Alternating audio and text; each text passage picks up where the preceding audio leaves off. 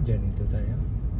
Saan? Hindi na siguro. Hindi na, Parang di ba? pareho lang naman yan eh. Pareho rin. Yung dun sa isa yung kanina. Oo, yung maraming yan nagpa-park din. Oo, Yung yun pareho yung- rin yan. parang pareho din naman siya. Oo. Canico Hills 2. Yun 1, di ba? Ito 2. May babaan din kasi eh. Kaya marami din bumaba eh.